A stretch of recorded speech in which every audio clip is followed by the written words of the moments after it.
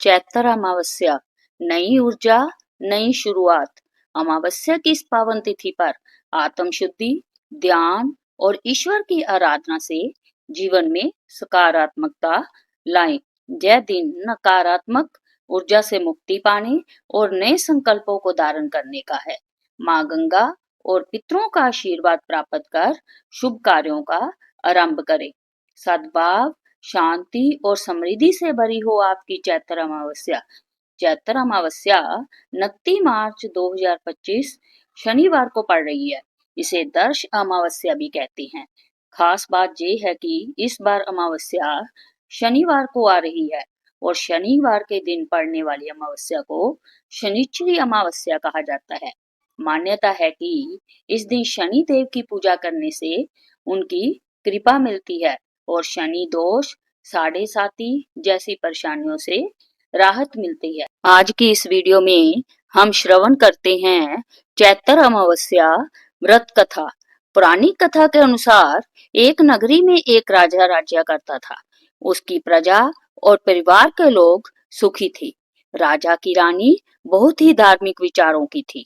राजा के महल के सामने ही एक शाहूकार की हवेली थी। राजा और शाहूकार की पत्नी में आपस में गहरी मित्रता थी। एक बार शाहूकार की हवेली से उसकी पत्नी की रोने की आवाज आने लगी। इसके बाद रानी ने राजा से इसका कारण पूछा तो राजा ने कहा कि सेठ का पुत्र मर गया है। इस पर रानी ने कहा कि महाराज, दुख क्या होता है जो सेठ की पत्नी रो रही है। इस पर राजा ने कहा कि जब तुम्हारा बेटा मरेगा तब तुम्हें पता चल जाएगा। इसके बाद रानी ने अपने बेटे को महल से नीचे फेंक दिया, लेकिन भगवान की कृपा से वह बच गया। रानी ने फिर राजा से पूछा कि दुख क्या होता है। तब राजा ने कहा कि पड़ोसी राज में युद्ध हो रहा है, मैं भी उस युद्ध में अकेला जाऊंगा। जब तुम मेरे मरने का समाचार सुनोगी तब तुम्हें पता चलेगा।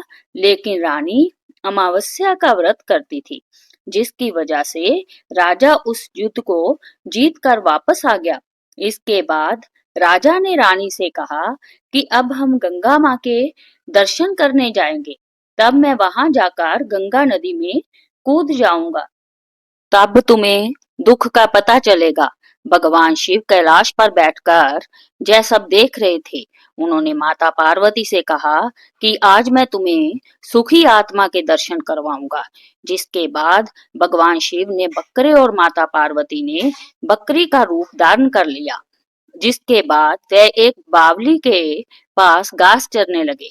रानी ने जब उस बावली को देखा तो उसने कहा कि हम यहीं पर विश्राम करेंगे।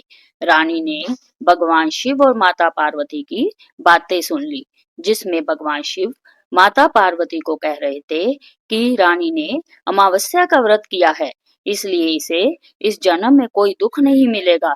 जिसके बाद रानी को सब कुछ समझ आ गया। उसने यह बात राजा को भी बताई। राजा और रानी महल में वापस आ गए। राजा ने अपनी प्रजा को भी चैत्र मास की अमावस्या का व्रत करने को कहा और कहा कि जो भी मनुष्य चैत्र मास की अमावस्या का व्रत करेगा उसे सब सुख समृद्धि की प्राप्ति होगी। हर हर महादेव।